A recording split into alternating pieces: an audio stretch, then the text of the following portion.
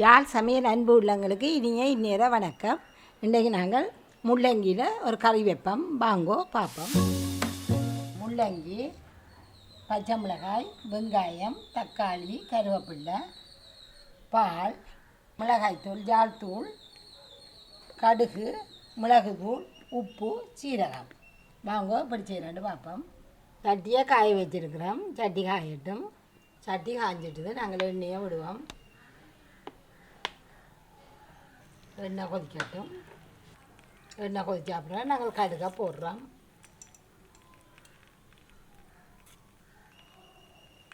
கடுகு வடிக்கட்டும். இப்போ கடுகு வடிச்சிட்டு நாங்கள் வெங்காயத்தை போட போகிறோம். பச்சை மிளகாய், வெங்காயம் போட்டுட்டோம். பச்சை மிளகாய் வதக்கி போட்டு நாங்கள் வீட்டில் கருவேப்பிலை போட போகிறோம்.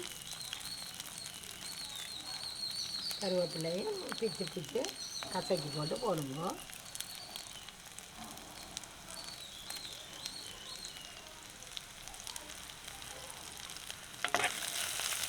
இது கொஞ்சம் வதங்கட்டும்.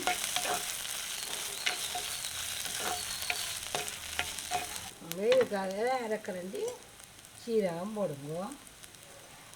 சீரகத்தை போடுங்க.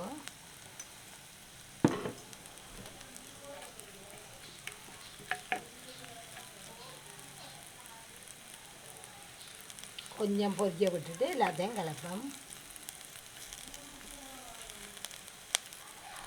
சீரகம் பாசம் பெற தூக்கிட்டு பொரிஞ்சு இனியும் இருக்க வடிவாக கலந்துட்டு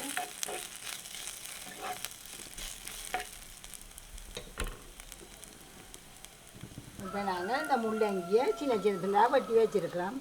அதை போட்டு கிளற போகிறோம்.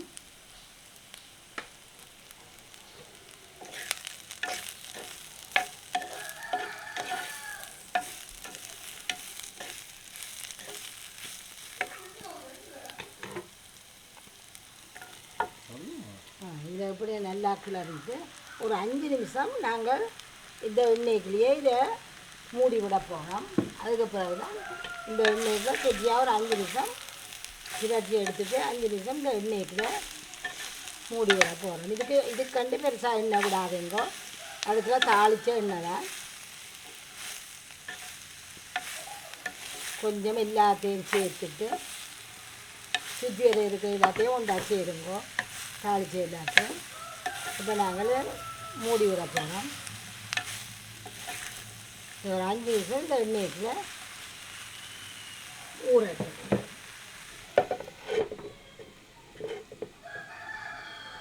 இதை மூடி 5 நிமிஷம் ஆச்சு. இப்போ பார்ப்போம். இது அந்த இருக்கிற எண்ணெய்க்குள்ள சாடியாக வதங்கி இனி நாங்கள் இதுக்குள்ள இந்த தக்காளியை போடுவோம்.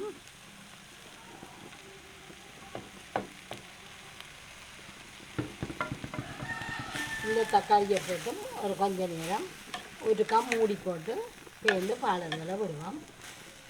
இந்த தக்காளியும் கொஞ்சம் கரைஞ்ச மாதிரி இருக்கும்.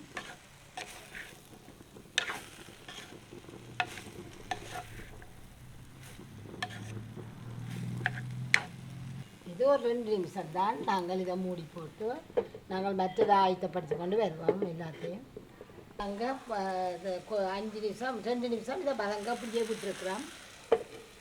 இது இருக்கட்டும். நாங்கள் இதை பாலுக்குள்ள இதுக்குள்ளேயும் கிணக்கத்தூள் வேண்டாம்.